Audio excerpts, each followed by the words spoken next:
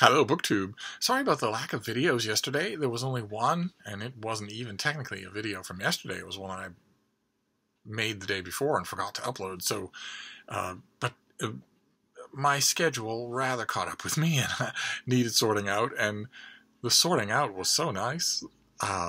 On the couch with the window open right next to me, summer breezes blowing in, my little puppy sleeping on the top of the couch right next to me, occasionally waking up and licking my nose, that I was content just to sink myself in work.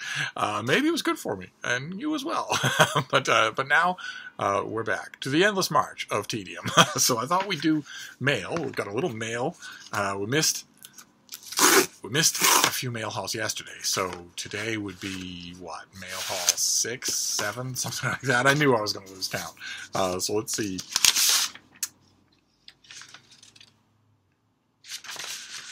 Okay. Okay, what is this? This is Farrar, Straus and Giroux. Comes out in September. It's He Held Radical Light. By an author named Christian Wiman. Guess Believer Jones was taken. Christian Wiman is the author of 10 books. And this is... all I have are blurbs. Okay, well, what is this? Oh, do you want something to eat, little one? Something to eat? Here you go. Let's see here. What is it we want when we can't stop wanting? And how do we make that hunger productive and vital rather than corrosive and destructive? These are the questions that animate Christian Wiman as he explores the relationships between art and faith, death and fame, heaven and oblivion. Okay, the book is 114 pages long. Above all, He Held Radical Light is a love letter to poetry, filled with moving, surprising, sometimes funny encounters with poets Wiman has known. Seamus Heaney opens a suddenly intimate conversation about faith. Mary Oliver puts half of a dead pigeon in her pocket. A.R. Ammons stands up in front of an audience and refuses to read. Okay. All right, okay, I originally thought, just looking at this, I originally thought this was going to be some sort of Christianity memoir. But now it looks like it might be a literary study of contemporary poetry. Either way, it's due in September, so it goes on the September pile, and I will read it in due course, probably this weekend sometime. Let's see, that's an odd way to start. Although I must confess that we've got 4 packages here, and I must confess my Steve Spider Sense is not going off at all. I'd be amazed if there's a Steve book in this pile. Okay. All right, this next one is from Oxford University Press. This comes out next year. This comes out in February. This is by D.W. Pasulka, and it is American Cosmic, UFOs, Religion, and Technology. There's a barely illuminated highway in the dark. More than half of American adults and more than 75% of young Americans believe in intelligent extraterrestrial life. This level of belief rivals that of belief in God. In this book examines the mechanisms at work behind the thriving belief system in extraterrestrial life, a system that is changing and even supplanting traditional religions. No, it's not. Of course, over the course of a 6-year ethnographic study, the author interviewed successful and influential scientists, professionals, and Silicon Valley entrepreneurs who believe in extraterrestrial intelligence, thereby disproving the common misconception that only fringe members of society believe in UFOs. I knew that was going to happen. I knew it as soon as I read the first sentence of this pub sheet and saw the cover of this book. I knew that fraudulent transposition was going to happen, and it did. Did you see it? I'm sure you saw it. We started off talking about the possibility of intelligent alien life, and we moved to UFOs, unidentified flying objects, without a single batted eyelash. Those two are drastically different things. Believing in intelligent extraterrestrial life is a matter of playing the odds. There are millions and millions and millions and millions of possibilities for life to evolve. I myself think that the evolution of intelligent, self-reflective, and technological life is staggeringly rare. I think the evolution of intelligent life, even without technology, is staggeringly rare. I'd be willing to bet that it hasn't happened, that I'd be willing to bet that it is an incredible fluke of nature, and that even in a gigantic universe, it probably is incredibly unlikely to happen anywhere. But I still believe that it probably did, and probably has in the history of, I mean, billions of years old universe. It probably has at different points in different places in the universe. That is a radically different thing from believing that any alien life traveled across interstellar space to Earth and hid itself and has been here all along, flitting around in the skies over Wyoming and abducting people and cattle in open fields. They aren't the same thing. All right, well, so only fringe members of society believe in UFOs. That is still true. Better and better majorities of people believe in intelligent extraterrestrial life. Yes, okay, fine. But the people who believe in UFOs, I would be willing to bet that is still a hardened fringe of society. The author argues that widespread belief in aliens is due to a number of factors, including their ubiquity in modern media and the believability lent to that media by the search for planets that might support life. Unfortunately, most people don't follow astronomical news. I wish they did. I think most people would find the ongoing story of the discovery of exoplanets, how it happens, what we know, I think they'd find it absolutely fascinating. It's one of the greatest stories currently unfolding anywhere. But I don't think most people do. I think pop culture, the first candidate there, pop culture is probably the main culprit. American Cosmic explores the intriguing question of how people interpret unexplainable experiences and argues that the media is replacing religion as a cultural authority that offers believers answers about non-human intelligent life. All right, that seems like a bit of overreach, but I'll find out next year. I'll find out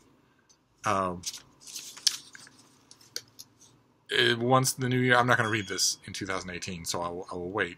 And the author is a professor of religious studies at the University of North Carolina, Wilmington, and the chair of the Department of Philosophy and Religion. Okay. All right, so no science. I wonder if...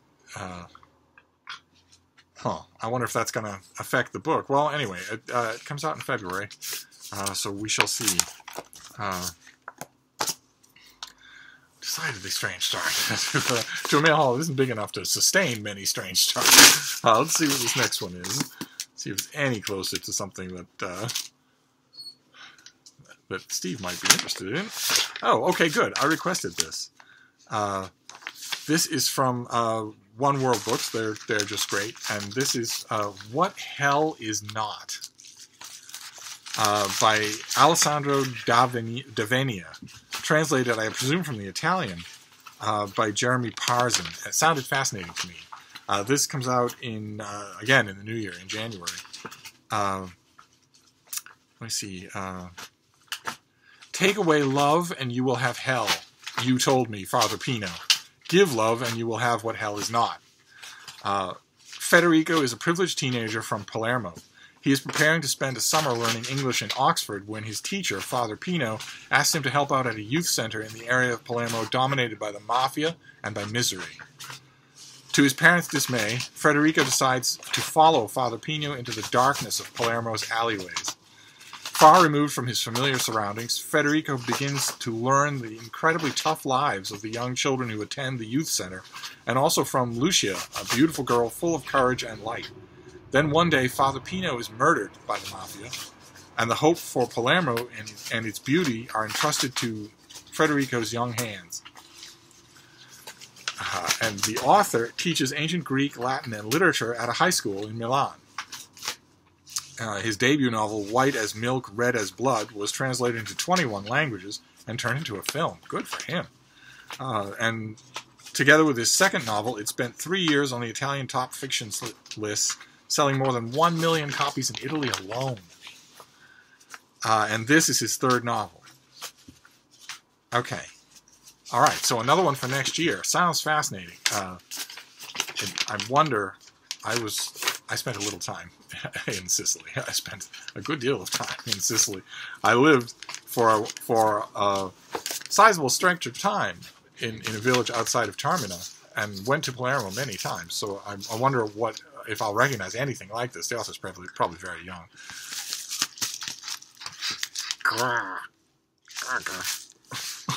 All right, and then we have this last one, this last package here, and then we'll be done with this mail haul.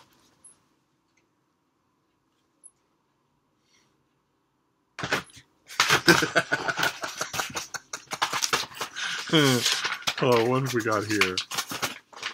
Okay, this is from Minotaur Books. Oh, it comes out next year. Boy. Okay, so there's virtually nothing, except for the first book, there's nothing in this mail haul that I will read anytime soon. So I'm not going to read any 2019 books while I'm in 2018. That's just not how I handle the passage of the years. But this is an author I think we've seen before. This is The Reckoning, which ought to have an embargo. There are to be no books ever called The Reckoning again. Or maybe not. Maybe a 100-year embargo. You're not allowed to call anything The Reckoning again. Is an unbelievably derivative title. There are 100,000 books with the title. This is by Yrsa Sigurðsdóttir. I think we've seen this author before. And this author returns with a stunning sequel in her dark thriller series Children's House. After 12 years after a horrific crime was committed, those left in its wake struggle to move forward. Now, someone is out for revenge.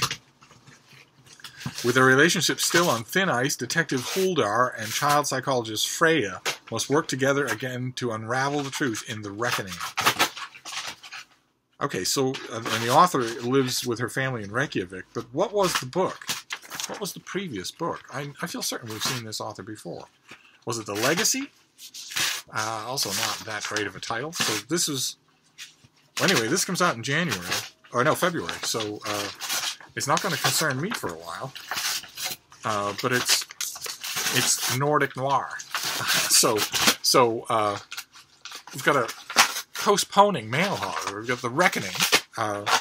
We've got What Hell Is Not. So we've got Reykjavik fiction. We've got Palermo fiction. Then American Cosmic, about the intersection between faith and UFOs. Could be very good. And then He Held Radical Light by Christian Wyman, which is, I guess, a slim book, a slim volume about poetry instead of a slim volume of poetry. So it's kind of a weird mail haul. I will read He Held Radical Light this weekend. Won't take any time at all. We'll be done with it there. So there you go. That is the sorry, we missed mail yesterday, and I wish we'd come back with with firecrackers, but it takes what you gets with the mail. So I'll wrap this up, but I'll see you soon. Thank you, BookTube.